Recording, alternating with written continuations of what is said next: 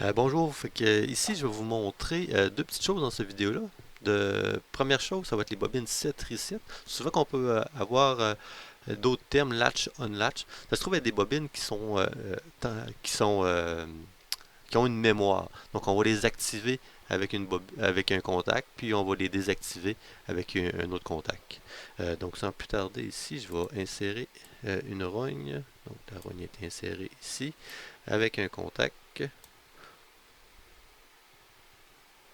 Donc, ça s'en vient. Donc, j'insère le contact. Ici, je vais prendre ma variable, peu importe, boule 1. Puis, je vais prendre la bobine ici, 7. On s'entend qu'ici, j'aurais pu prendre une sortie physique là, pour allumer une lumière directement, mais bon, j'ai choisi d'utiliser une sortie, une variable interne. Donc, pour le reset, simplement, qu'est-ce que je vais faire? Euh, je vais prendre une autre variable, donc boule 2 ici, puis je vais prendre le coil reset. Donc ça c'est bien particulier. Donc vous remarquez que j'ai deux fois la même sortie. Donc c'est dans le seul cas lorsqu'on utilise les bobines set reset où ce qu'on va pouvoir utiliser deux fois la même variable pour comme sortie. Donc ceci étant fait, euh, on va transférer notre projet. Donc on va aller ici sur Micrologique, puis on va le charger.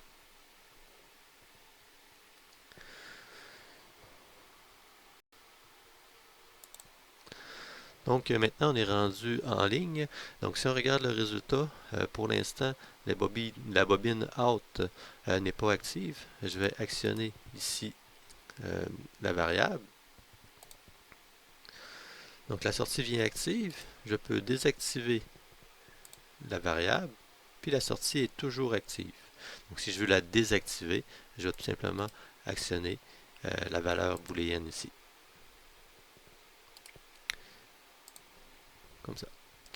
Donc ceci étant fait, on va retourner notre projet offline pour faire la deuxième partie de la démonstration.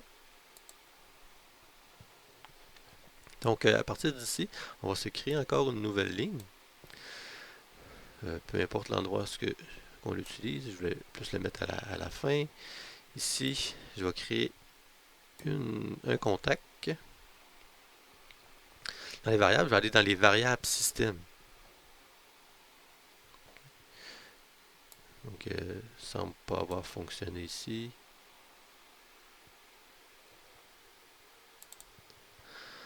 Donc ici, je m'en vais dans les variables système, donc micro, ici, puis un bit, vous voyez ici first scan.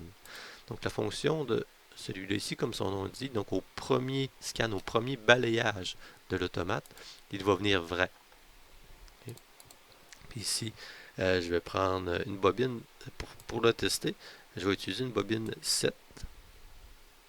Donc ici, je vais créer une nouvelle variable que je vais appeler out 3. Puis pour le désactiver, je vais me créer une nouvelle ligne. Comme ça ici, tout simplement.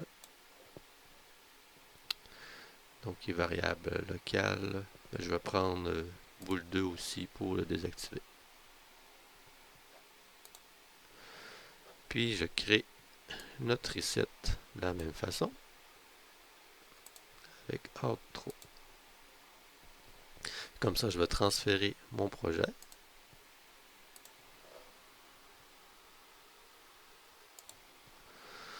Donc vous voyez ici, le bit FuseScan ne semble pas actif, mais ma bobine s'est activée tout de même. Donc je peux la resetter ici. Euh, je vais désactiver ma variable par la suite. Donc on voit que ma sortie n'est plus active. Je vais ici mettre mon mode en mode programme, mon relais programmable en mode programme. Regarde, on est toujours ici à off. Je vais l'actionner ici. Puis je retourne. Donc vous voyez, donc lorsqu'on a fait une transition de, du mode programme au mode run, ça a activé ma sortie. Donc c'est une petite chose qui peut être intéressante à utiliser dans certaines situations, entre autres pour actionner notre première étape de graph 7.